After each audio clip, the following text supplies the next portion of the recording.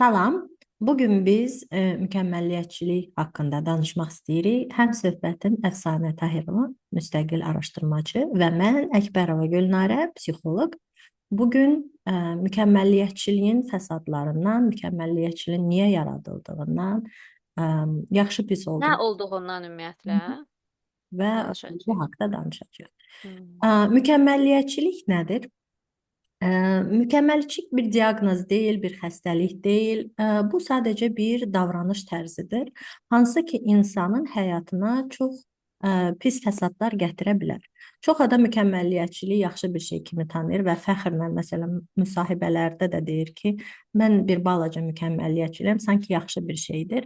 Amma mükəmməlliyətçilik o deməkdir ki, sən nə özündən, nə başqalarından, nə həyatından zövq ala bilmirsən. Çünki Və heç vaxt razı deyilsən, nə özündən, nə başqalarından, nə həyatından, sonuna qədər heç vaxt razı qala bilmirsən. Çatmırlar bu standarta. Aha. Niyə çatmırlar? Çünki mükəmməlliyətçinin özünə və başqalarının qabağına qoyduğu standartlar o qədər yüksəkdir ki, bunlar çox vaxt əlçatmaz olur. Məsələn deyəcəksiniz ki, axı yüksək standartların olmağı niyə pisdir ki? Yaxşıdır, belə səslənir ki, qoy yüksək standartlar olsun, qoy yaxşı nailiyyətlərimiz olsun, qoy daha yaxşı nəticələr əldə edək. Bu o zaman pisdir ki, nə vaxt ki, birincisi standartlar qeyri-realistikdir və standartlar lazımından daha yüksəkdir. Yəni gözləntilər ehtiyacımız olduğundan çox-çox daha yüksəkdir. Bunu anlamaq üçün bir misal gətirim. Çox sevdiyim bir misaldır. Məsələn, təmizlik. Biz yaşadığımız ev hamımız istəyirik ki, təmiz olsun. Amma nə dərəcədə təmiz olsun? Məsələn, %100 təmiz olsun, ideal, mükəmməl, hər yer par-par parıldasın, yoxsa 70-80%lıq bir təmizlik yetərlidir. Bəzi adamlar üçün yetərli deyil. Bəzi adamlar ideal, mükəmməl təmizlik istəyir. Bəziləri üçün amma 70-60% belə yetər. Amma biz harda %100 mükəmməl təmizlik istəyirik? Məsələn, cərrahiyyə kabinetində. Orada təmizlik nə qədər olmalıdır? 100%. Yəni orada sadəcə təmiz yox, steril olmalıdır. Yəni o qədər təmiz olmalıdır ki, bir mikrob belə qaça bilməsin. Və burada bu yüksək standart lazımlıdır, mütləqdir. Amma deyək ki, evimizin cərrahiyyə kabineti qədər tərtəmiz olmasının nə qədər məqsədə uyğundur, nə qədər lazımdır, düzdür? Və ya Amma deyək ki, mükəmməlliyətçi evini cərrahiyyə kabineti qədər təmiz eləyəndə fərqində olmayacaq ki, onda bir davranış problemi var. O Hı deyəcək hı, ki, mən çox təmizkaram. hı hı. Və ya deyək ki, meşədəki bir kənd. Orada nə qədər təmiz olmalıdır? Orada 30-40% təmizlik, yetər ki, qaşığımız təmiz olsun, yediyimiz qabımız təmiz olsun və bir dənə balışımız olsun ki, başımızı ora qoyaq. Meşənin ortasında sən ə, cərrahiyyə Cərrahiyyə. kabinetindəki kimi bir təmizlik gözləyirsənsə, bu artıq lazımsız bir problemlərə gətirir. Və çox adam məsələn buna görə istədiyi təmizliyi əldə edə bilməyəcəyinə görə heç kamplara, meşələrə getmir ki, Getmir. Hə. ora təmiz deyil, mən orada qala bilmərəm.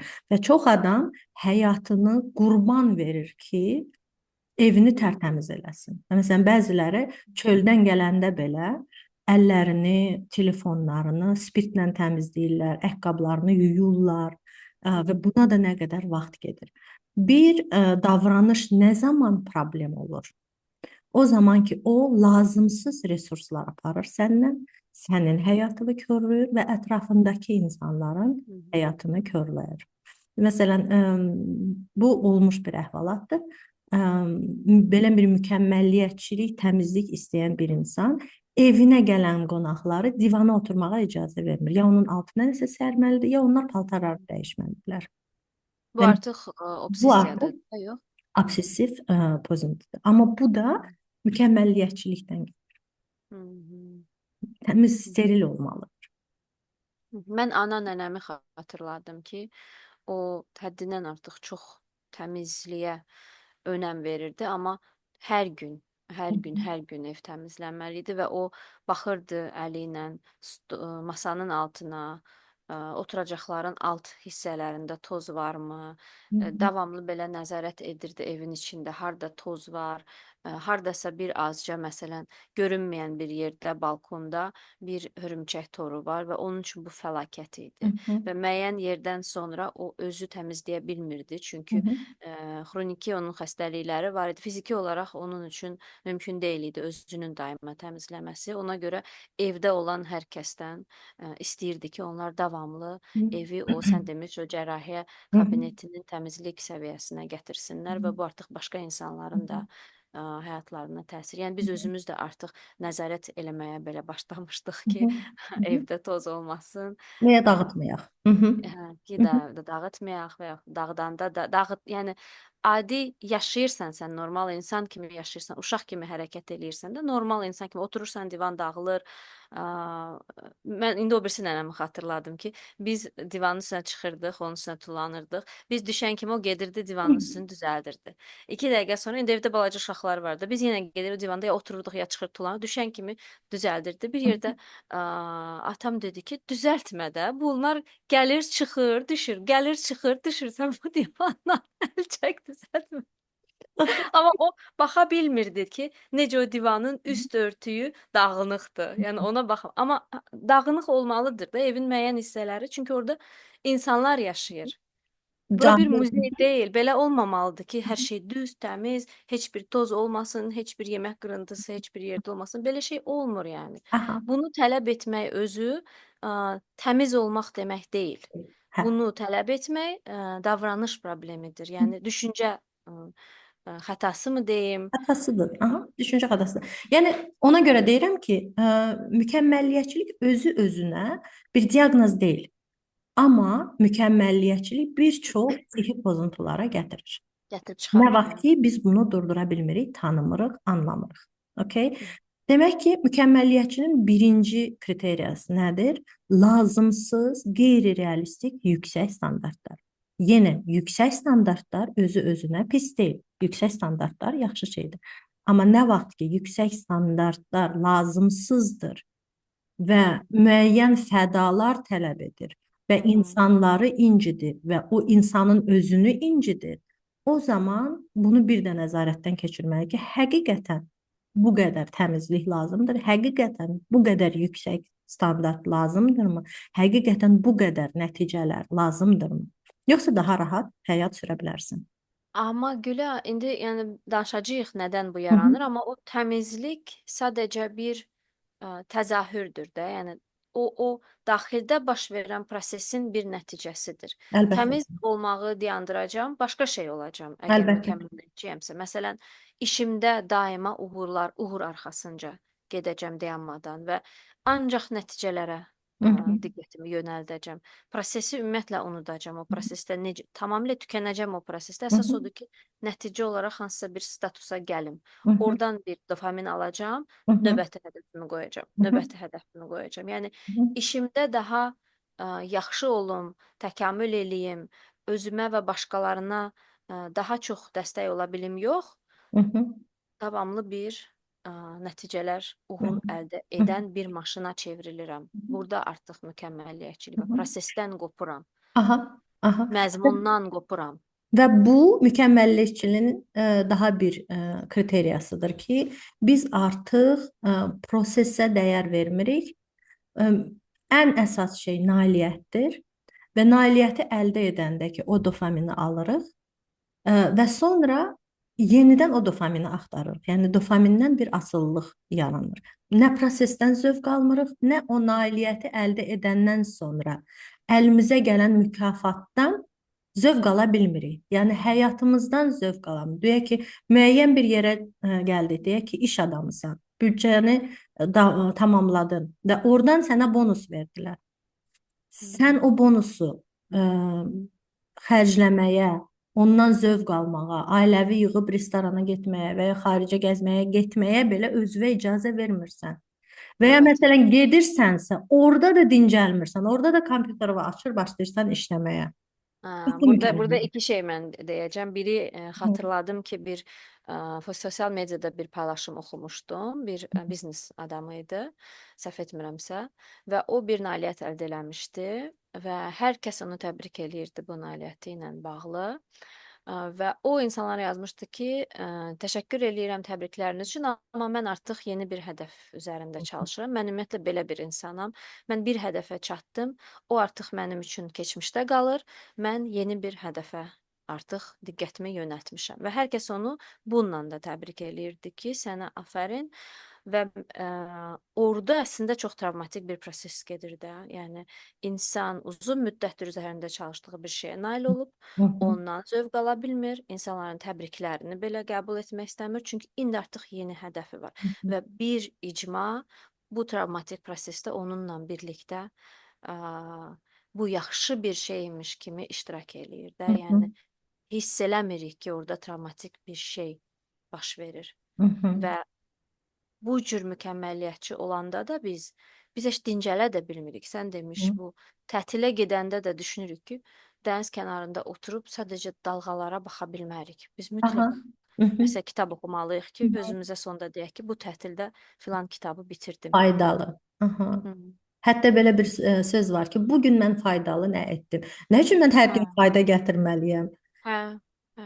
Olmaz mən yaşayım, sadəcə zövq alım. Ümumiyyətlə mexanizm deyiləm, alət deyiləm, robot Hı hı, deyiləm ki, mənim faydam olsun, mən insanam. hı hı. Amma biz də belə böyümüşük də, gülək Hı yox, hı. sən uşaqlıqda Amma belə yəni böyüməmisən. Bu gün nə uşaqlıqdan etdin? belə idi. Evdə oturursansa, ya gərək kitab oxumalısan, ya pılsoslamalısan, ya toz təmizləməlisən, ya nəsə bişirməlisən. Sadəcə oturub uzanıb dincəlmək olmaz. Bu icazə yoxdur. Yəni sən mükəmməl olmalısan, nəsə nail olmalısan, nəsə əldə eləməlisən, nəsə fayda gətirməlisən, nəsə bir məntiq olmalıdır sənin həyatında. Sadəcə yaşamaq, sadəcə var olmaq icazəsi yoxdur. Sən demişkən iş adamları belə axşam yürüyüşə çıxırlar, dəniz kənarında qulağında podkast. O dənizin səsi, bəs o dənizin ə, gələn o havası, bəs o quşların Özüm, hər uçması, şey bir yana qalsın. bəs mənim Quşlar və dənizi də bir düşüncələrim. yana qoyuram. Mən özümlə bir sakitlikdə qala bilərəmmi?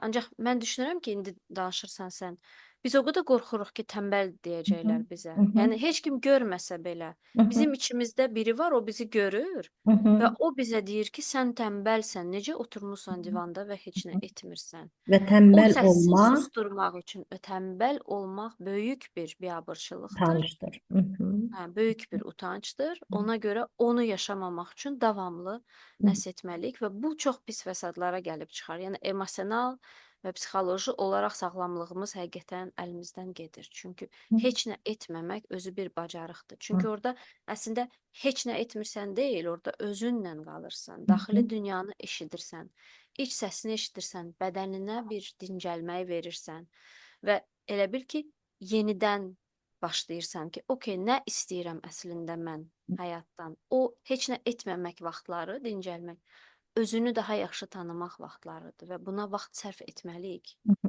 Və çox adam məsələn ümumiyyətlə mükəmməliyyətçilər öz-özünlə qala bilmirlər. Çünki nə istədiklərini bilmirlər, hara getdiklərini bilmirlər. O nəticələr olmasa, o davamlı iş olmasa, o davamlı təmizlik olmasa, mən nə edəcəm?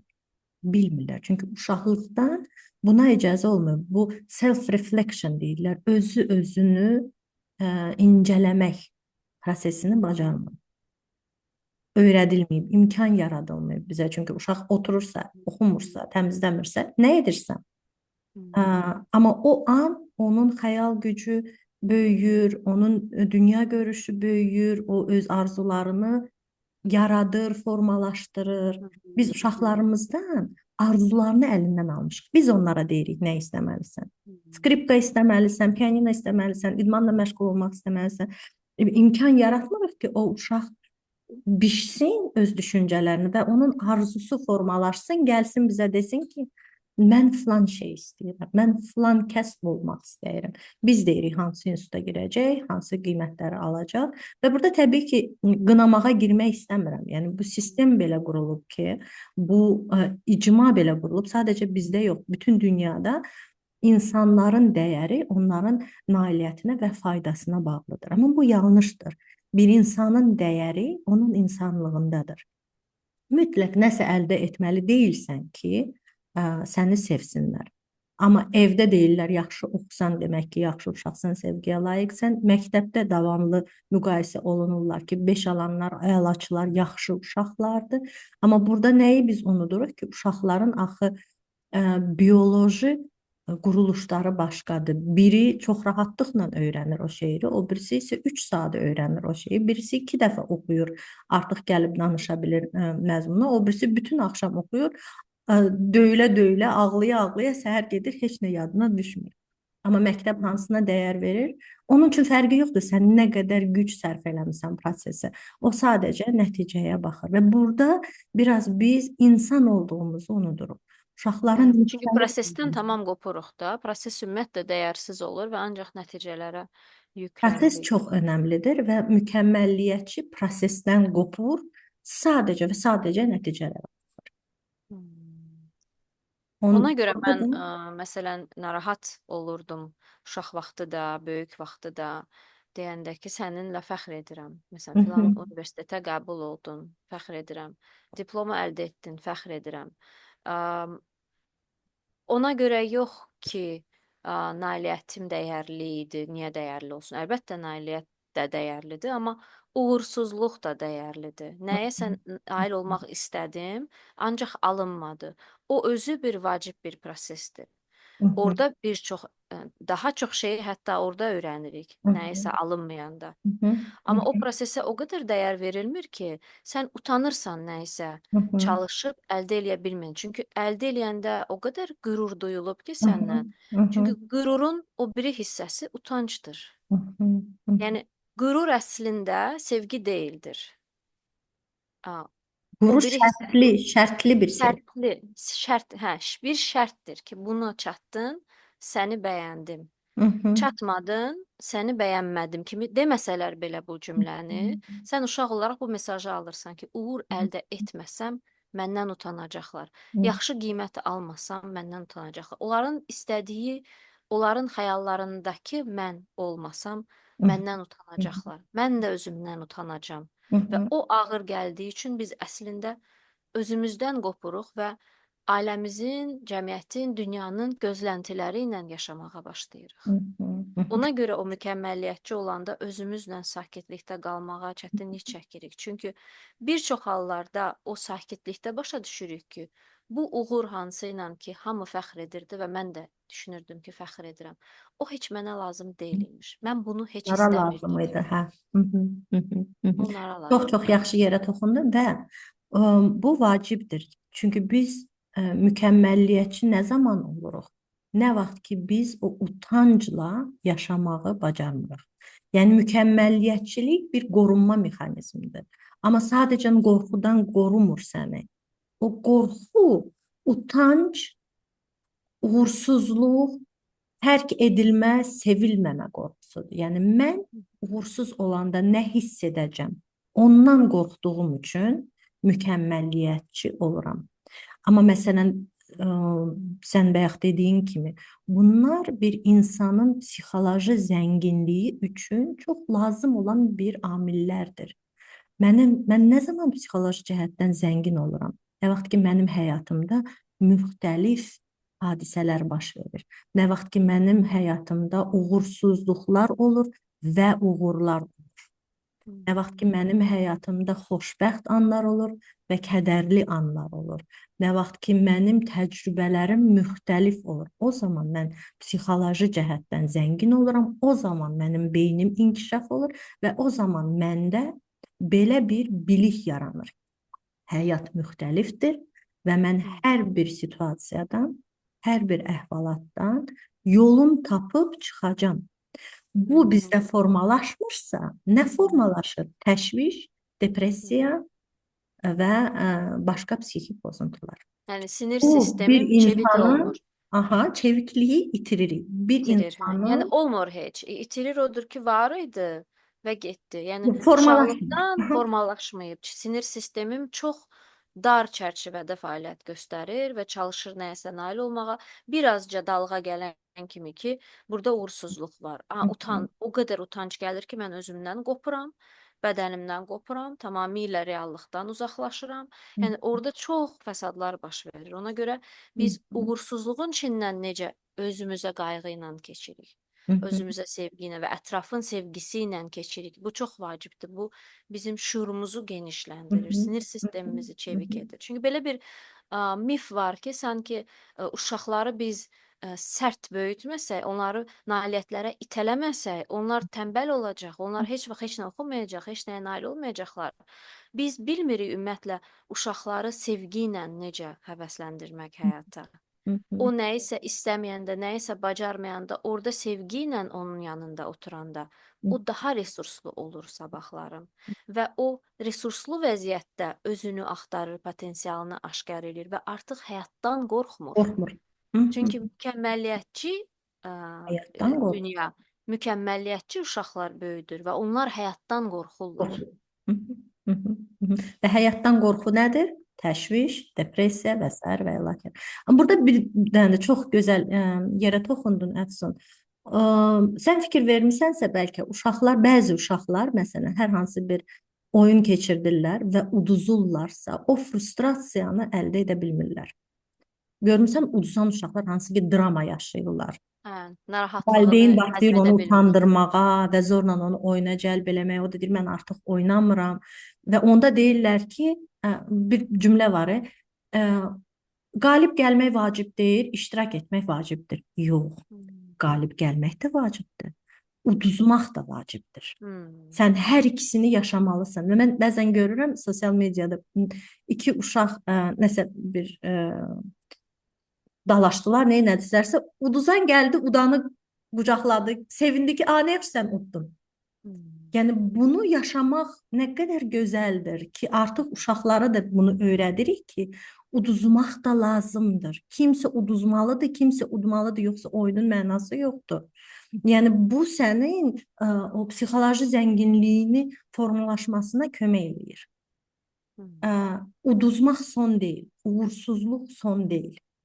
Hmm. Həyatın bir parçasıdır da. Yəni Mütləq bir parçasıdır. ağlımızda tutduğumuz hər şeyə nail olmayacağıq ki, bəzi şeylərə nail olmaq istəyirik, olmuruq və o prosesdən keçəndən sonra dönüb baxanda başa düşürsən ki, yaxşı ki mən bu yolu keçdim.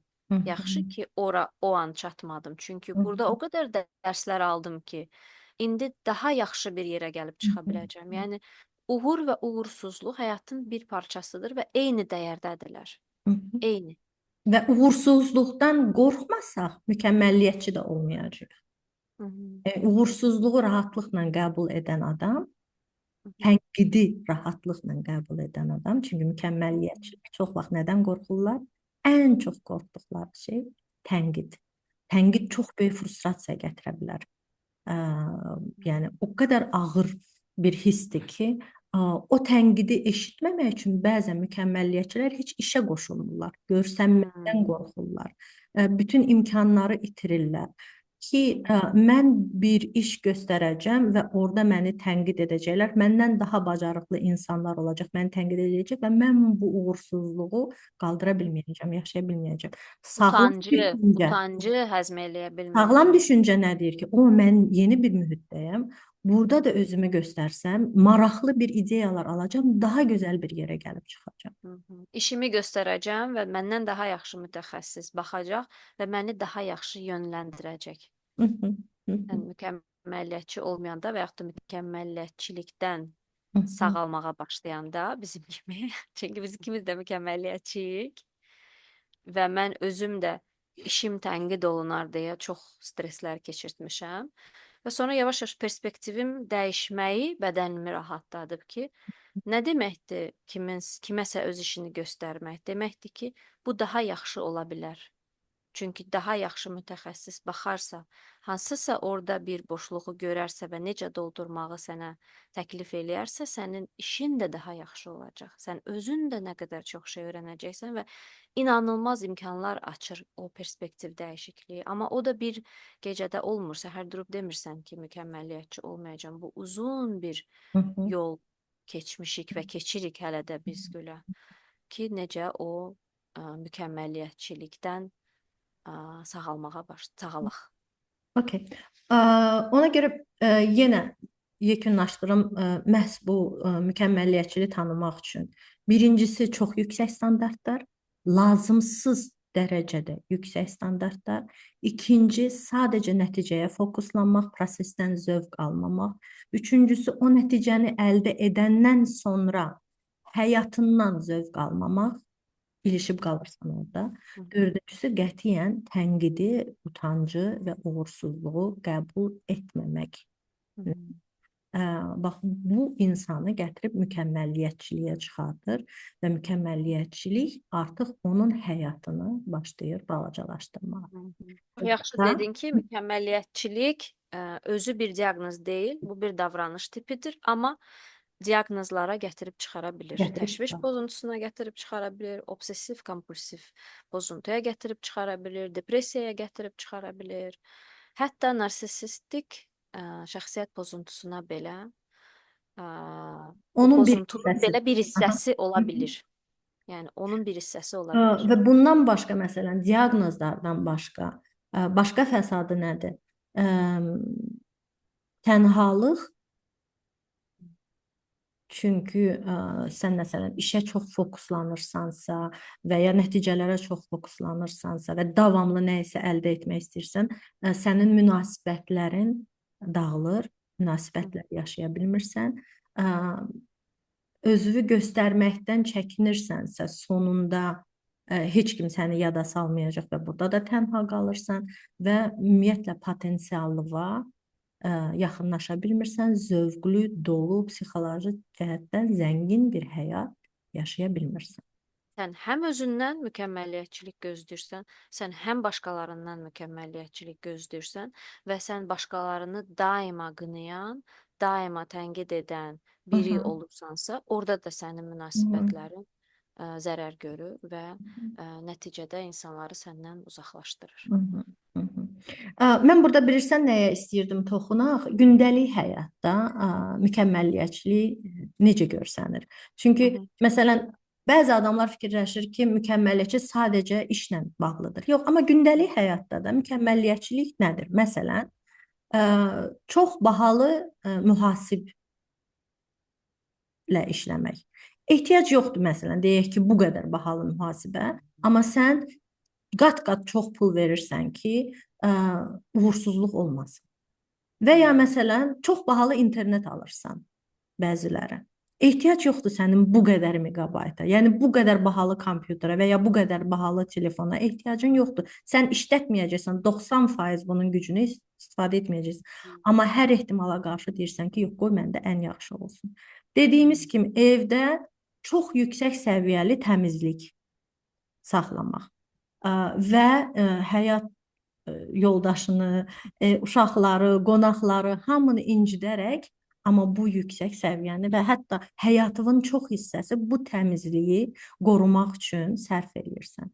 Başqa bir fəsad, məsələn, davamlı olaraq öz bədənini, öz xarici görünüşünü mükəmməlləşdirmək, bu da mükəmməlliyətçilikdir və davamlı olaraq narazıçılığı aradan qaldırmaq üçün oramı düzəldim, buramı düzəldim, bunu geyinim, onu alım, davamlı bunu mükəmməl görünməlisən, yoxsa cəmaət arasına çıxmayacaqsan. Başqa bir məsələn, mükəmməlliyətçinin gündəlik həyatda görünüşü, mükəmməl idman formam olmasa idmana getməyəcəm. Yetərincə güc hiss eləməsəm özümdə bunu etməyəcəm. Gərək 15 kilo arıqlıyım ki, qonaq gedim və ya fotosessiya edim Yayda və ya dənizə gedim. bu paltarı geyinim və ya Yayda dənizə girim. dənizə. Bax, bu da mükəmməlliyətçilik. Yəni mükəmməlliyətçi sırf biznesdəki nailiyyətlərə aid deyil. Gündəlik həyatımızı zəhərləyən bir davranış növüdür ki, lazımsız yüksək standartlar, lazımsız tələblər özümüzə qarşı. Bəs bunun səbəbi nədir? Onu istəyirəm danışaq ki, bu sadəcə öz-özünə yaranmış bir davranış tipi deyil də. Bunun altında çox ciddi səbəblər dayanır ki, bu hardan gəlir? Aha, biz Və çox səbəblərinə vaxt biraz bu hər şey toxunduq. kimi Aha. gedir uşaqlığa çıxır. Biz bir balaca toxunduq, yəni oxumaq haqqında danışanda, amma həqiqətən valideynlərin və cəmiyyətin insanların üzərinə o qədər tələb qoyur ki, mükəmməl ol, yaxşı oxu, yaxşı nailiyyətlər, yaxşı görsən, təmiz ol, tənbəl olma, çalışqan ol və sənə o qədər şərt qoyur ki, sevilməyin üçün. Balaca bir uşaq, balaca bir varlıq o anda özünə söz verir ki, mən çox çalışacağam, mən bu sevgini itirə bilmərəm. Çünki balaca uşaq həqiqətən sevgisiz yaşaya bilməz. Bu bizim təməl istəyimizdir. Anadan gələndə ki, böyüklər bizi sevsin, yoxsa sağ qalmayacağıq. Və bu sevgi üzərində mübarizə həyatımızın əsas bir temasına çevrilir. Və o zaman biz uğursuzluqdan başlayırıq qorxmağa, sevgisizlikdən, rədd edilməkdən qorxuruq və Aid olmamaqdır. davamlı aid olmamaqdan üstür və davamlı çalışırıq, çalışırıq, çox çalışırıq və nailiyyətlərimizdən zövq ala bilmirik. Biz nədən zövq alırıq? Tərifdən. O vaxt ki, bizi kimsə tərifləsin, o vaxt ki, bizi kimsə desin ki, səninlə fəxr eləyirəm, uca dağları bu yaradıb, mən Instagramlarında babam demişdi, uca dağları bu yaradıb. Nə qədər fəxr var idi orada. Amma qəbul olmayanda da sən o ən dərin quyunun dibinə çökürsən ki, mən gözləntiləri doğrultmadım. Və bu hissdən qaçdığın üçün mükəmməliyetçiliyə çevrilirsən.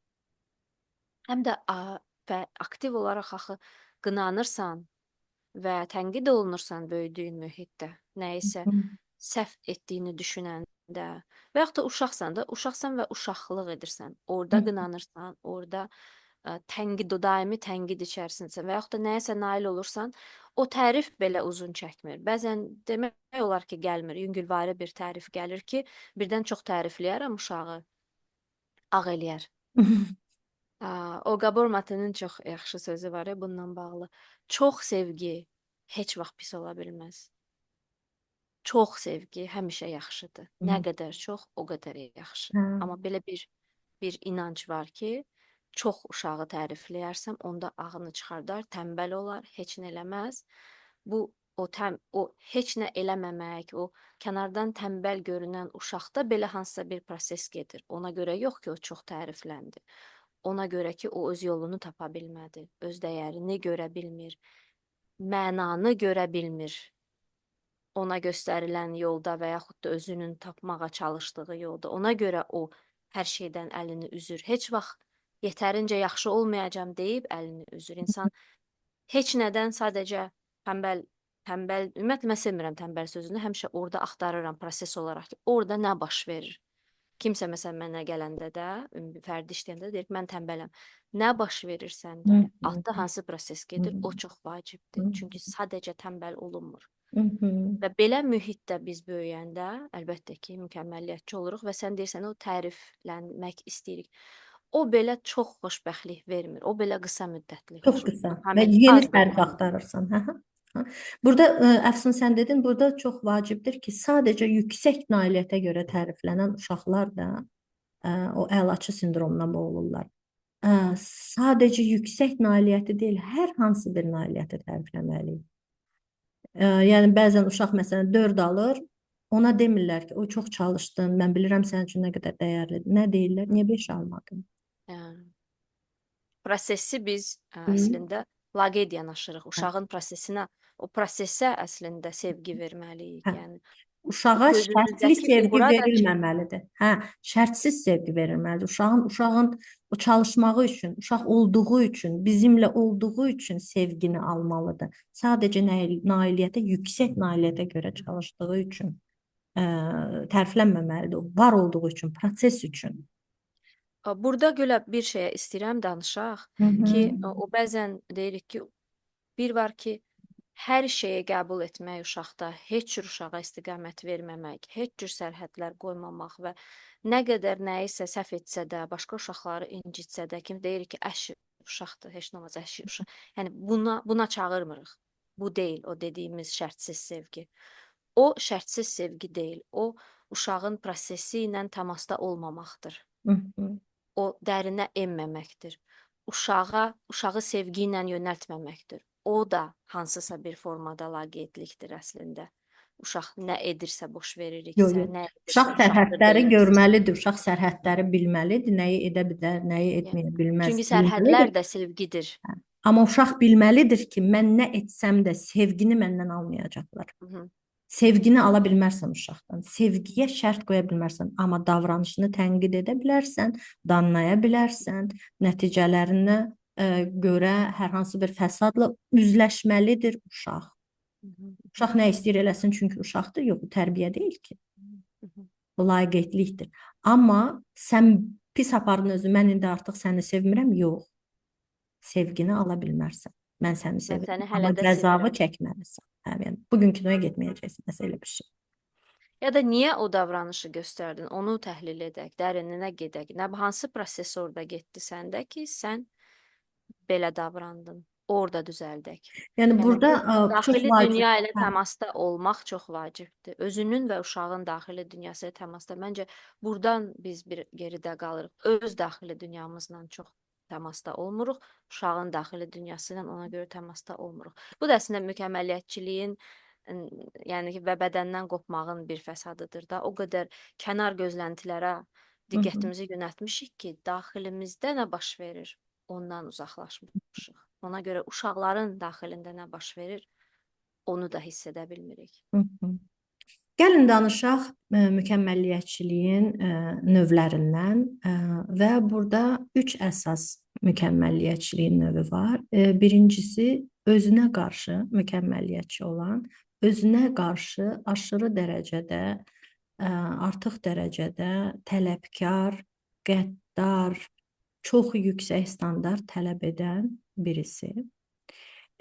İkinci növ başqalarına qarşı, yəni başqalarından çox yüksək standartlar tələb edən, başqalarını artıq dərəcədə nəzarət edən, heç kəsin işini bəyənməyən hər kəsdən çox yüksək standart tələb etmək, incitmək və bu məsələn başqalarını ən çox incidən mükəmməliyyətçilik növüdür və üçüncü növ cəmiyyət tərəfindən yüksək gözləntilər altında və yüksək gözləntilərdən artıq dərəcədə qorxan mükəmməliyyətçilik. Sosial qəbullanma Aha, üçün. istədim. Hə, sosial qəbullama və sosial dəyərlənmədən qorxma bu da mükəmməliyyətçiliyə gətirə bilər. Ümumiyyətlə mükəmməliyyətçiliyin belə desək iki böyük növü var. Adaptiv mükəmməliyyətçilik və qeyri-adaptiv. Ya maladaptiv deyirlər ona, yəni həqiqətən incidən mükəmməliyyətçilik. Bax bu üçünün içində ən pis fəsadlara gətirən məhz üçüncüsüdür, o sosial qəbullanma. Nə deməkdir adaptiv və pis adaptasiya olan? Məsələn, adaptiv odur ki, sən bilirsən ki, sən mükəmməliyyətçisən və onu düzgün yerlərdə istifadə edirsən və özünə, məsələn, özünə qarşı mükəmməliyyətçi daha adaptivdir, nəinki başqalarına qarşı. Okay. Yəni sən özünü tənzimləyə bilirsən və incitdiyin insan özündür və özün özünlə məsələn bunu idarə edə bilirsən. Bu daha adaptivdir. Amma məsələn başqalarını incidən, başqalarından və ən maladaptivi, yəni pis Yəni pis adaptasiya olan. Hə, həm özünü, həm başqalarını incidən mükəmməliyyətçilik var. Əslində pis adaptasiya olan yox, adaptasiya ola bilməyən. Yəni, hə, maladaptiv, yəni adaptasiya ola bilməyən, qeyri-adaptiv. Uyğunlaşmayan. Uyğunlaşmayan və incidən. Yəni bilirsən, ümumiyyətlə abnormality, yəni qeyri-normallıq nə vaxt başlayır? Nə vaxt ki sən özünün və başqalarının həyatını incidirsən. Amma özünü incitdiyini sən yenə də başqalarından öyrənirsən. Başqaları sənə geri bildirim edəndə, sənə deyəndə ki, sən nə edirsən axı, sən həyatın uçuruma gedir. Onda bəlkə sən onu dəyişdirə bilərsən. Amma başqalarına qarşı yüksək tələblər qoyan mükəmməliyyətçilər başqalarını da incidirlər. O daimi qınayanlar, daimi tənqid edənlər, heç nəyi bəyənməyənlər, həmişə daha yaxşı ola bilərdi deyənlər, hə, bu insanlarla Məsələn, münasibətdə işdə olmaq, bu insanlarla işləmək, bu İşte onlar insanlarla mikromenecer yaxınlaşmaq, olurlar. Mesela mikromenecment hə, deyirik onlara ki, hə, işçinin və hər yaxud da addımını nəzarət altında saxlayanlar. və yaxud da münasibətlərdə belə bir insanla münasibətdəsən, belə bir insanla dostsan, bu çox ağır olur insan üçün. Bilirsən, Və bu orada belə deyirlər də, başqalarını səni çox istədiyim üçün eləyirəm. İstəyirəm ki, daha yaxşı olasan, istəyirəm ki, daha amma sanki belə bitməyən xroniki bir tənqidin və qınağın içindəsən və heç vaxt yetərincə yaxşı deyilsən bu insanlar üçün. Hı hı, hı hı. Çox çətindir. Çox çətindir çünki sən axı özündə həyatdan zövq ala bilmirsən. Taksi şoförü mükəmməl deyil, ə, kuryer mükəmməl deyil, televiziyada danışanlar mükəmməl deyil. Sən heç nədən zövq ala bilmirsən. Davamlı olaraq hamını tənqid edirsən, hamıdan narazısan, işdə işçilərini incidirsən, kolleqalarını incidirsən. Çünki heç kim mükəmməl deyil və olmamalıdır. Problem də elə burdadır. Problem başqalarından mükəmməl olmağını tələb etməkdir. Çünki insanlar mükəmməl ola bilmir. Hı hı. İnsanın həyatında milyon faktor var. Onun davranışına təsir göstərən milyon faktor var. Sən elə bilirsən ki, insanlar robotdur və bu işi belə demisənsə, belə də görəcək. Amma yolda 100 dənə şey baş verə bilər. Ona görə kuryer gecikdi. Məsuliyyətsiz olduğu üçün yox. Hı Yəni bunu hər dəfə incələyib, buna hər dəfə mərhəmətlə yanaşmaq sənin həyatını da daha rahat edir. Və bunu çox rahat görürsən. Məsələn, əgər sən mükəmməliyyətçisən və deyək ki, taksidə gedirsiniz və taksi şoförü yanlış yolla sürür. Mükəmməliyyətçi qıcıqlanır. hı. Mükəmməliyyətçi olmayan çox rahat deyir ki, "A, niyə bu yolla getdiniz? Ha, orada tıxac var. Ha, okey." Hı hı. O, yəni ora heç girmir, o qıcığa, o qəzəbə, o səhvi görəndə içdən o qəzəb qalxır ha. Heç o yerə girmir. Hı hı. Psixoloji cəhətdən sakit, rahat olan insan həyatı olduğu kimi qəbul eləyə bilir. Mükəmməliyyətçi həyatı, insanları olduğu kimi qəbul edə bilmir Hı hı.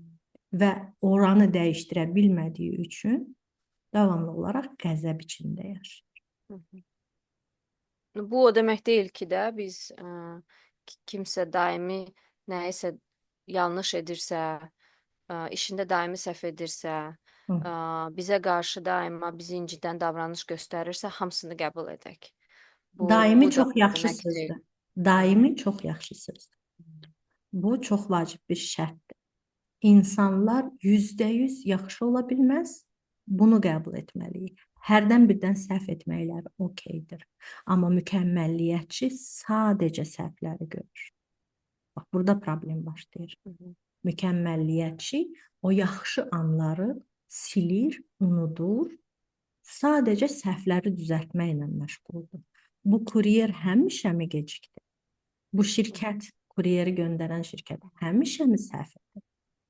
Hı hı. Hı hı. Okay. Mən keçən çox maraqlı, indi yadıma gəldi.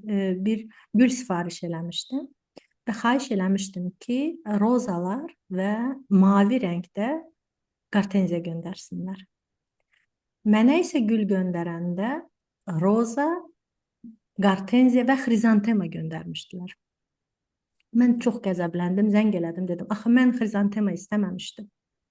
Siz niyə mənə xrizantema göndərdiniz? Mənə dedilər ki, Gülnar xanım, xrizantemalar çox təzə idilər. Biz fikirləşdik ki, sizin xoşunuza gələr. Mən də qəzəbləndim ki, siz niyə mənim yerimə fikirləşirsiniz? Mən axı roza sifariş vermişdim. Telefonu qoydum, sonra oturdum, fikirləşdim ki, axı bu adamlar mən istədiyimin 90%-ni yetirmişdilər. Mən mavi qartenziya istəmişdim, mən ağ roza istəmişdim və mən onu səhər saat 9-da çatdırılmasını istəmişdim. Bunlar bunun hamısını eləmişdilər. Sadəcə xrizantema əlavə eləmişdilər, hansını ki mən istəməmişdim. Çox utandım ondan. Zəng elədim, təzədən üzr istədim ki, elə bilməyin ki, mən bunları görmədim. Mən bunları dəyərləndirdim ki, vaxtında gəldi güllər, təravətlidir. Mən istədiyim rəngdir, çünki mavi rəngdə qartenziya tapmaq da o qədər asan deyildi. Rozalarda çox qəşəng güllər idi, çox təravətli idi. Sadəcə mən xrizantem istəməmişdim, amma bu okeydir. Yəni bunu o birinci qalxan o perfeksionist, yəni o mükəmməliyyətçi oyandı Qəzəbləndi ki, bu nədir? Bu buket %100 mən istədiyim kimi deyil. 90% sən istədiyin kimidir. Okey də. Hı hı. Sonunda axı istədiyin nədir? Sevdiyin insana gül vermək. Hı. Və bunu sənə bu şirkət bu imkanı yaradır. Niyə Çünki qəzəb? mükəmməliyyətçi beyin axı ancaq səhvləri görür. Bir də Aha. mükəmməliyyətçi olanda biz keçmiş uğursuzluqları görürük və gələcəkdəki hədəfləri görürük. Hı Bu hı. an indi hal-hazırda yoxdur. Hı hı. Çünki bax Burada o deyiləm, buket gələndə prosesdə deyiləm. sən yaxşı dedin. O buket gələndə mənə birinci bilirsən hansı fikir gəldi? Mən heç vaxt istədiyim gülü ala bilmirəm. Bax Hmm. qəzəb oradan gəldi ki, mən həmişə sifariş edirəm və sonunda istədiyimi almıram. Amma bu başqa şirkət idi. Bunlarla ilk dəfə işləyirdim. Bunlardan ilk dəfə sifariş edirdim. Mən bundan əvvəlki təcrübəmin qəzəbini bu Hmm. şirkətə tökdüm. Okay. Yəni bunu niyə danışıram? Belə şeylər olur da. Yəni o özün mükəmməliyyətçi olanda bunu başa düşürsən ki, mən burada səhv elədim. Zəng eləyib orada üzr istəmək çox vacib bir məqam idi. Çox qəşəng danışdıq. Qızlar da dedilər ki, hə biz gərək xrizantema qoymayaydıq da oradan siz istəməmişdiniz. Amma it's okay. Yəni böyük bir drama deyil. Bax bunu mən əsl mükəmməliyyətçi olsaydım, yəni bu terapiyadan keçməsəydim, bəlkə o şirkəti silmişdim. Yəni bir daha onlarla heç vaxt Hə, bu işləməyəcəm. da var ki, mükəmməliyyətçiliyin yanında həm də ağ-qara düşüncə Hə. gəlir. Hı hı. Bunlar artıq dünyanın ən pis Hı şirkətidir hı. və Всё. heç vaxt onlara Sildik, krest, krest, bilmir. krest. Bunlar olmamalıdırlar. Bir dənə də sənə çox maraqlı bir əhvalat danışım. Kliyentimlə işləyirəm və işdə çox enerji sərf etdiyin, çox çətin iş olduğunu deyir və mən başa salıram ki, bu mükəmməliyyətçilikdir. Biraz enerjini azaltmalısan, sən özünü incidirsən, sən insanları incidirsən. Və kliyentim mənə dedi ki, mən başa düşdüm. Mən bu işdən çıxmalıyam. Sən işdən çıxmamalısan. Sadəcə biraz enerjini azaltmalısan. Bax bu o ağ-qara düşüncənin nəticəsidir hissi. Həm Okay. də səhv gördük də Hı özümüzdə o -hı. prosesdə və ona dözə bilmədik, utandıq Hı və -hı. tam təmasdan çıxmaq istədik bütün Hı prosesdən. -hı. Sıfırdan başlamaq istədik. Hı hı. Mən hamısını pozmalı. Çünki axı həyatda sən poza-poza yaşaya bilmərsən. Hər şeyi ağ-qara elə-elə. Bura gəlmişkən onda elə o biri düşüncə xatalarını da danışaq, mükəmməliyyətçinin istifadə etdikləri. Biri bax bu ağ-qara düşüncədir, ya həp heç. İkincisi should would, yəni eləməliyəm, bacarmalıyam. Azərbaycanca necə məliyəm, malıyam Hı desin. hı, hı hı, Düzgün hı hı. olar. Hə, bax bunlar başqa düşüncə xatasıdır. Sonra spotlight düşüncə xatası. Yəni işıq mənə yönlənir, hamı mənə baxır, hamı Diqqət mənim səhvimi mərkəzindəyəm, bildir, işığın diqqət altındayım. mərkəzində olmağı. Bu məsələn o sosial qəbullanma mükəmməliyyətçiliyindən bax bunlar gəlir. Sonra katastrofizing, yəni Fəlakətləşdirmə. fəlakətləşdirmə. Aha. Bu da məsələn özünə qarşı mükəmməliyyətçi olanın ən tez istifadə etdiyi düşüncə xətasıdır ki, əgər mən bunu 100% mükəmməl etməsəm, mən özüm 100% mükəmməl etməsəm, faciə baş verəcək. Hı hı, hı hı. Fəlakət olacaq. Uçuruma gedirəm. Buradan da deyim ki, bizim çox qəşəng yazdığımız podkastlar var. Düşüncə xətaları. Biz orada bunun haqqında ətraflı danışmışıq. Hı Onda hı. tövsiyə edərdim ki, baxaq. Bir dənə şey əlavə eləyim Hı ki, hı. bu dediyi sosial qəbullanma. Ümumiyyətlə o üç növ ki dedik, özümə yönəlmiş mükəmməliyyətçilik, yəni özümdən ən yüksək standart tələb Hı eləyirəm, hı. amma ətrafı və dünyanı rahat buraxıram. Başqa insanların Ancaq məndədir səhvlərinə, məsuliyyət. hə, Hə. başqa insanların səhvlərinə okey verirəm, onların yanında oluram, səhv edəndə onları qınamıram, ancaq özümə dəhşətli dərəcədə tənqidi və qınaqla yanaşıram. İkinci növdə mən özümü rahat buraxmışam, amma başqalarından daima mükəmməl olmaqlarını, mənlə münasibətdə də mükəmməl olmaqlarını tələb eləyirəm, ancaq özüm bu standartlara uymuram. Hı hı. Bir də sosial qəbullanma ki, sosial olaraq qəbul olunmaq istədiyim üçün müəyyən meyarlara uyğun yaşayıram və yaxud da uyğun yaşadığımı göstərirəm. Məsələn, sosial mediadakı həyatlar bu sosial qəbullanmadır. Çox vaxt orada gördüyümüz o mükəmməl həyatlar, o dünyanın bizə verdiyi ssenarilərə uyğun olduğumuzu sübut etməyə çalışırıq. Bu odur. Bəzən isə bunlar yan-yana gəlir bir-biri ilə. Həm özümdən mükəmməl olmağımı tələb edirəm, həm başqalarından, həm dünyadan. Yəni Bunda həyat sadəcə olur bir cəhənnəm. növünə Ha. aid deyiləm. Həm də sosial olaraq qəbul olunmağa çalışıram. Və nə qədər mükəmməl görünsəm də, mükəmməlliyətçilər ən yüksək stress səviyyəsi göstərənlərdəndir Hı hı. dünyada.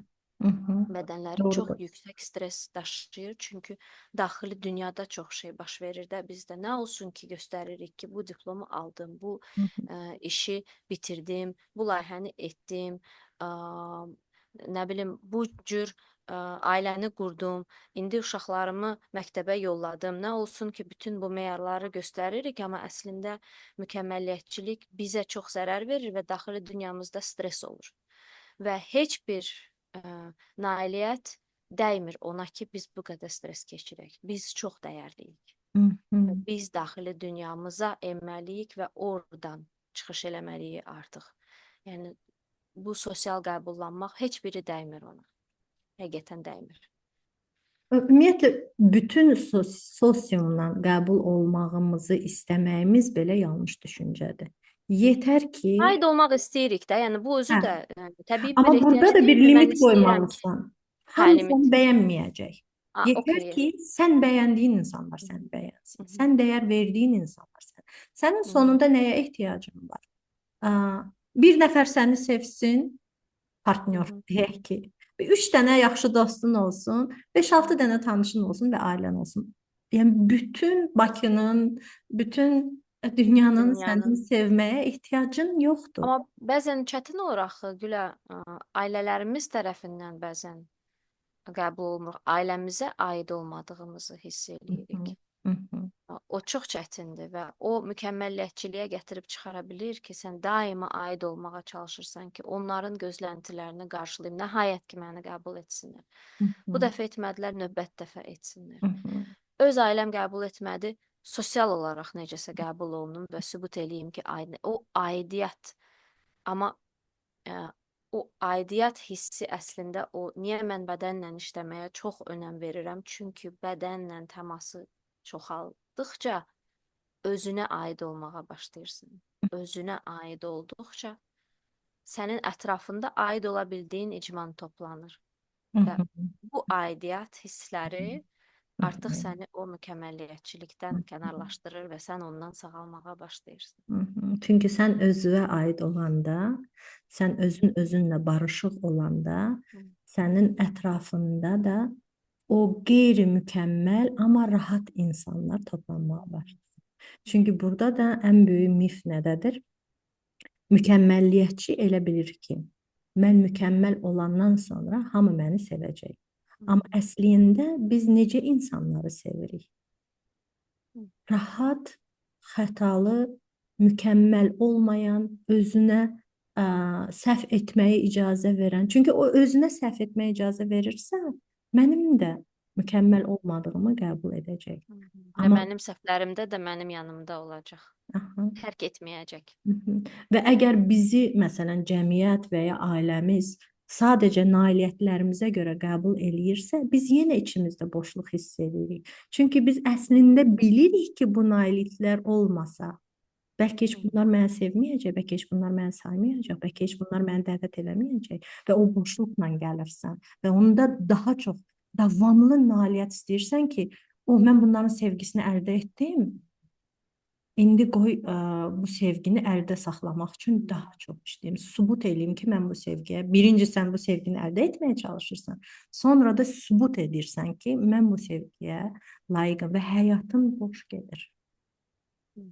O boşluğu daşıyırsan da. Hə. Çünki həm də özünə aid deyirsən, axı özünü tərk eləmisən. Hı hı. O bir Bir persona zamanlar yaratmısan. tərk olunduğunu hiss etdiyin üçün özünü tərk etmisən ki, buradan çıxım, onların istədiyi kimi biri olum, məni sevsinlər və onda düzələcək.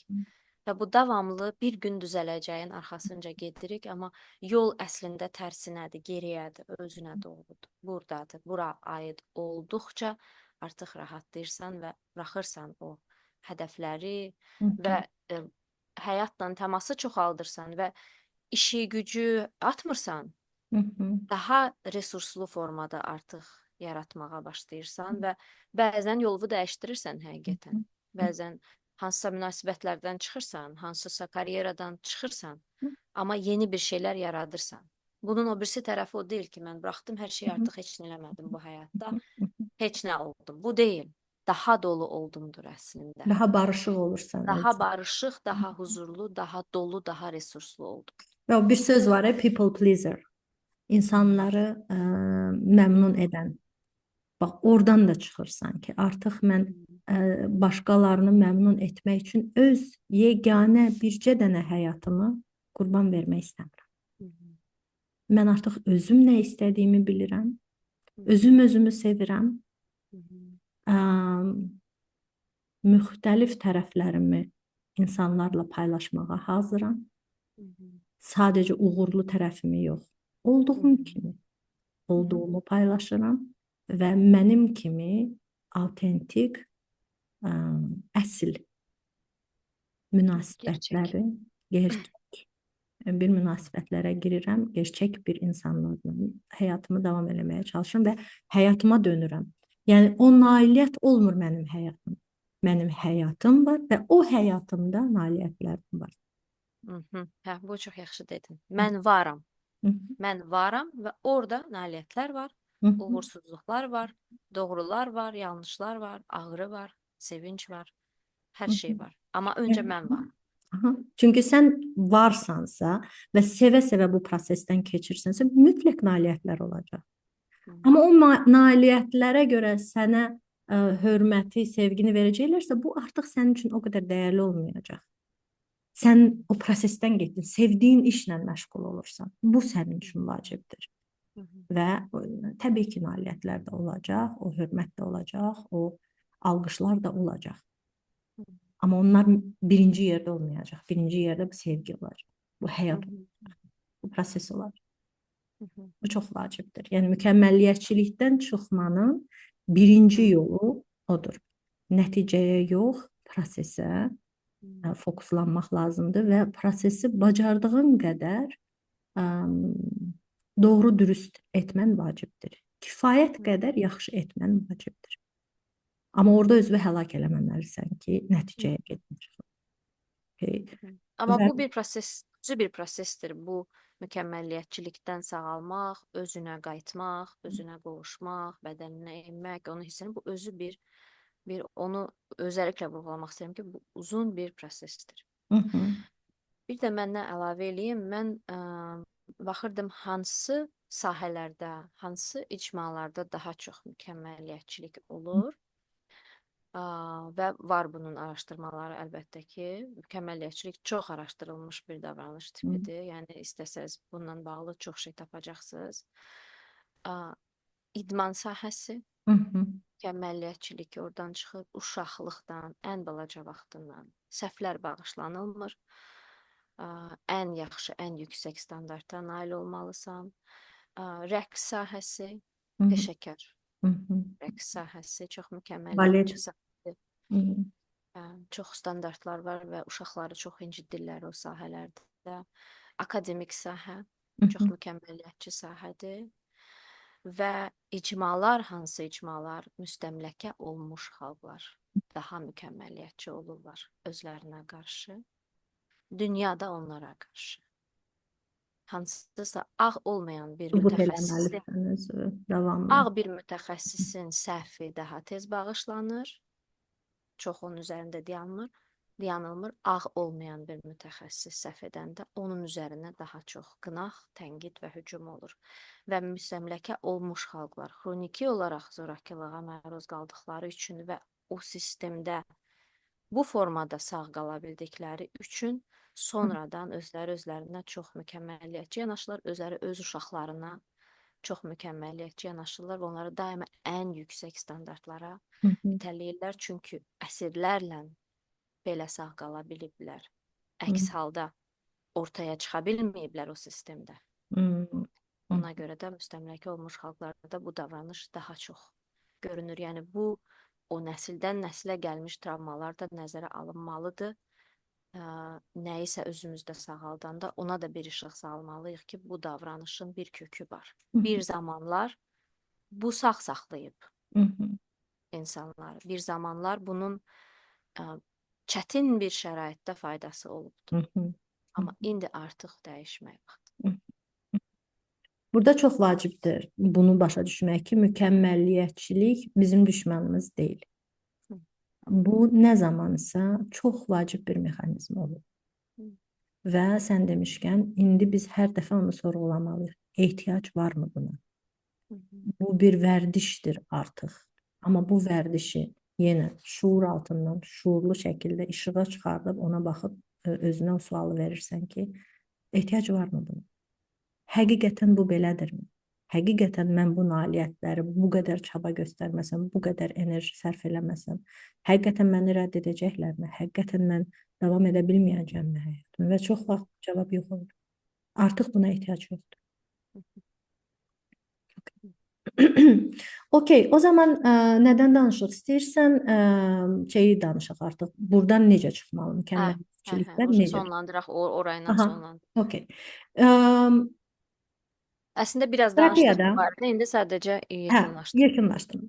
Terapiyada birincisi, əgər mükəmməlliyətçilik artıq çox ciddi fəsadlara gətirirsə və bunlardan biri obsessiv-kompulsiv pozuntusudursa, mükəmməlliyətçinin sağalma yolu da elə obsessiv-kompulsiv pozuntusunun sağalma yolu ilə eynidir və bunun adı exposure and response prevention, yəni kömək eləmənə Məruz exposure. qalmaq Hı -hı. və reaksiyanın aradan qaldırılması, Aha. cavabın aradan Cavabın qaldırılması. adı, yəni sən qorxduğun şeyə məruz qalmalısan. Deyək ki, sən qorxursan ki, əgər mükəmməl etməsən, işığa çıxarda bilməyəcəksən bu işi, sən məhz onu etməlisən. Yəni 100% mükəmməl bir çıxış hazırlamalı deyilsən. 70% kifayət qədər yaxşı bir çıxış hazırlamalısan. Deyək ki, sən bir prezentasiya hazırlayırsan, bir təqdimat hazırlayırsan və artıq kifayət qədər yaxşıdır, amma gecə saat 3-ə kimi oturub onun rənglərini təmizləyirsənsə, bu artıq lazımsız işdir. Orada özüdür. Ki, okey, mən gedəcəm və mən bu çıxışla, bu qarışıq rənglərlə çıxış edəcəm. Çünki sən üzləşməlisən o reallıqla. Ki, reallıqda heç kim səni durub döymədi rənglər qarışdırın üçün və sağ qaldın. Bax, bədən bunu yaşamalıdır ki, mən qeyri-mükəmməl bir iş, özüm qeyri-mükəmməl hesab etdiyim, amma əslində normal bir təqdimat çıxdım və məni heç kim döymədi, qovmadı, işdən çıxartmadı. Bədən bunu yadda saxlayır və gələn dəfə daha az təşviş verir sənə, daha az mükəmməlliyətçilik tələb edir. Amma Bəs sən əgər mən mükəmməliyyətçi bir müdirlə işləyirəmsə və o davamlı məni incidirsə, hər dəfə səhv tapırsa, mən bu məruz qala bilmərəm buna. Orada nə etməliyəm? müdirin pisdirsə, çıx get. Yəni əgər sən bu işdən çıxıb başqa iş tapa biləcəksənsə, çıx get. Bu mənim həmişə cavabım bir mənalıdır. Çıxa bilirsənsə işdən, başqa iş tapa bilirsən, pis müdirdən çıxıb getmək lazımdır. Çünki pis müdir bizim bütün psixikamızı pozur, sağlamlığımızı pozur, sağlamlığımızı pozur, fiziki sağlamlığımızı. Çünki pis müdirlə işləyənlərin arasında infarkt 2 dəfə daha çox olur. Pis müdirlə işləyən işçilərin uşaqları daha çox xəstələnir. Niyə? Çünki sən işdən qəzəbli gəlirsən, qəzəbi tökürsən uşaqlara, uşaqların immuniteti düşür və uşaqlar xəstələnir. Yəni əgər bunu edə bilirsənsə, pis müdirdən çıxıb getmək lazımdır, bir mənalı. Amma Bir şey bunu əlavə hamımız edeyim edə oraya. bilmirik. Da Edə bilirsənsə et. Ora bir edə şey əlavə bilirsənsə etmək et. istəyirəm. Edə bilmirsənsə, Əgər onda mübarizə aparırsan. Aha. əgər biz özümüz də mükəmməliyyətçiyiksə və yaxud da mükəmməliyyətçi ailədə böyümüşüksə, mükəmməliyyətçi müdir bizə anormal gəlmir. Hı -hı. Bizə elə gəlir ki, biz daha yaxşı işləməliyik ki, o bizi nəhayət ki bəyənsin Hı və -hı. daha çox işləyim, daha çox oxuyum, işdən kənar kurslar götürüm elə bir hala gəlim ki, bir gün o məni bəyənəcək. Necə ki biz düşünürdük ki, ailəmiz bir gün bizi bəyənəcək, biz mükəmməl olarsak, həmin düşüncə tərzini bura gətiririk və bunu anormallaşdırmırıq. Hı hı. Bunu artıq anormallaşdırmalıyıq ki, daimi olaraq tənqid olunuruqsa, istər münasibətlərdə, istər işdə bu normal deyil. İnsanlar bir-birinə belə davrana bilməz. Hı Və mən oxuyanda mükəmməlliyətçilik haqqında orada bir şey də mənim diqqətimi çəkdi ki, biz mükəmməlliyətçiyiksə, bizi tərifləyən, daima bizə qayğı göstərən, hı. səhvlərimizdə yanımızda olan insanları dəyərli görmürük. Hı. Biz gedirik o insanların arxasınca kimlər ki bəyənmir bizi, kimlər üçün biz yetərli deyilik, o müdirlər kimlər ki bizi daimi tənqid edir. Sanki doğru bunlardadır. Hı Çünki hı. bunlar səhvləri görürlər. Bu birsilər kimlər ki səhvimdə yanımda olurlar, tərifləyirlər, həmişə mənə qayğı göstərir. Bunlar nəsə düzgün deyirlər, düz başa düşmürlər. Zəifdirlər. Zəifdirlər, hə. Hı Bu isə daha düzgün başa düşür və mən sübut eləyəcəm bununla münasibətdə də ki, mən hı. layiqliyəm sevgiyə.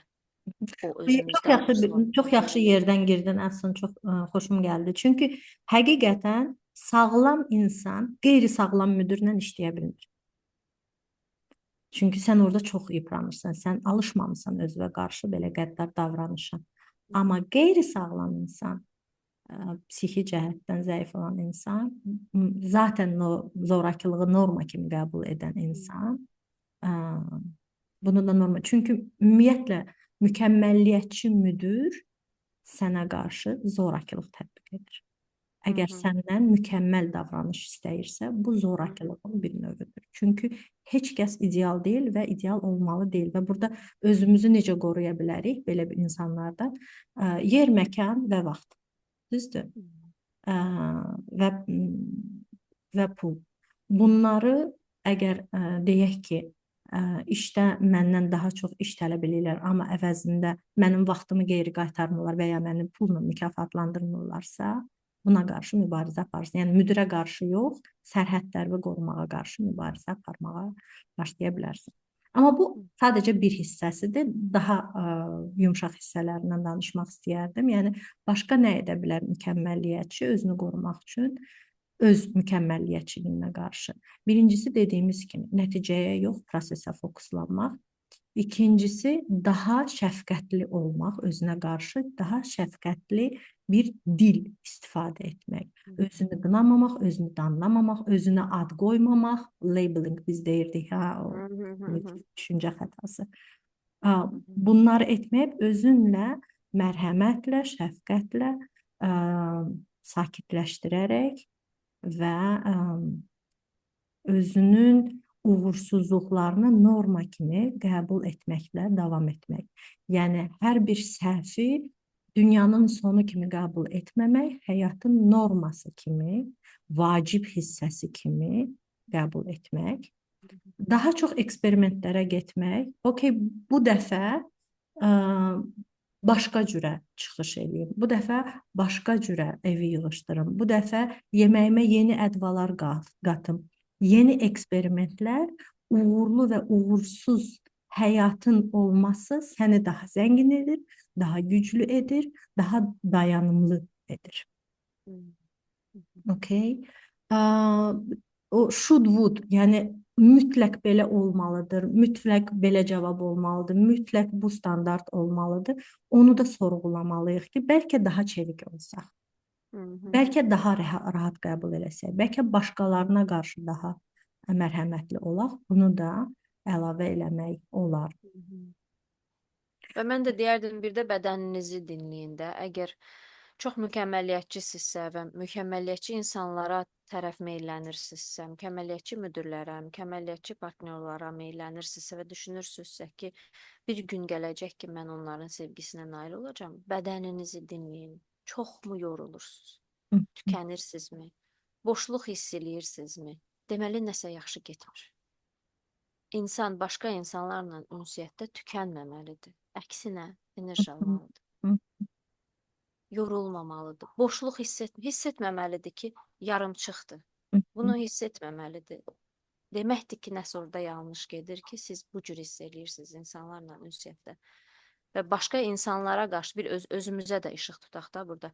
başqa insanları nə qədər qınayırıq, Hı hı. nə qədər tənqid eləyirik. Hı hı. Nədir onlardan daima yüksək standartlar gözləyirikmi? Hı hı. Bunu da artıq o bədənimizə qayıtmaqla, özümüzlə elə bil huzurda və harmoniyada olduqca insanları da artıq rahat buraxırıq. Və bu bir yenə də yoldur, terapiya uzun bir yoldur. Və burada mütləq terapiya, spirituallıq, həyatımıza dönmək. Bax bu çox vacibdir. Həyatımızı zənginləşdirək. Çünki həyat sadəcə münasibət deyil. Həyat sadəcə iş deyil. Həyat sadəcə nailiyyət deyil. Həyat bir tort kimi. Bir neçə dənə tikəsi var. Müəyyən enerjini sağlamlığımıza sərf edəcəyik, müəyyən enerjimizi görüntümüzə sərf edəcəyik, müəyyən enerjimizi münasibətlərə sərf edəcəyik, müəyyən enerjimizi işə sərf edəcəyik.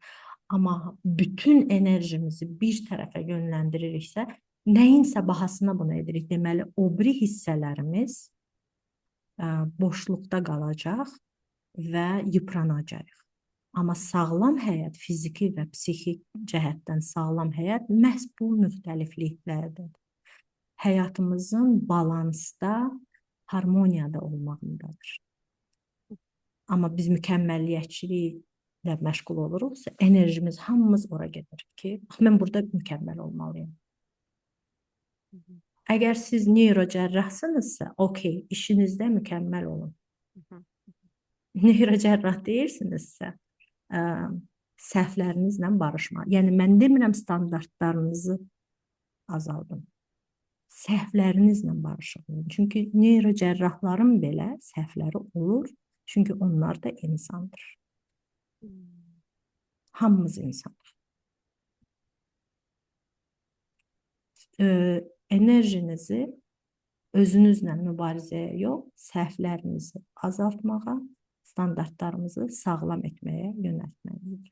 Və mükəmməliyyətçi olanda səhvlərimizi də düzəldə bilmirik axı. Çünki o Çünki bu səhvlərin bir var örtbasdır eləyirik, olmağına hə? imkan vermirik axı, onları ört-basdır eləyirik. Ona görə təkmilləşmirik əslində o təkmilləşmək istədiyimiz sahədə. Sən birinci gərək səhvi görəsən, qəbul edəsən ki, Onun kökünə rahat-rahat onun inəsən. üzərində işləyə biləsən və yeni şeylər tapacaqsın. Özün haqqında, dünya haqqında, daxili həyatın haqqında yeni şeylər öyrənəcəksən, özünü daha yaxşı tanıyacaqsan, həyatın daha zəngin olacaq. Bu qədər. Çox Çox sağ ol. maraqlı oldu mənə. Çox sağ ol Əfsanə. Mənə də çox sağ ol. Maraqlı yerdən toxundun. İnşallah ki, bizim də dinləyicilərimizə maraqlı olacaq.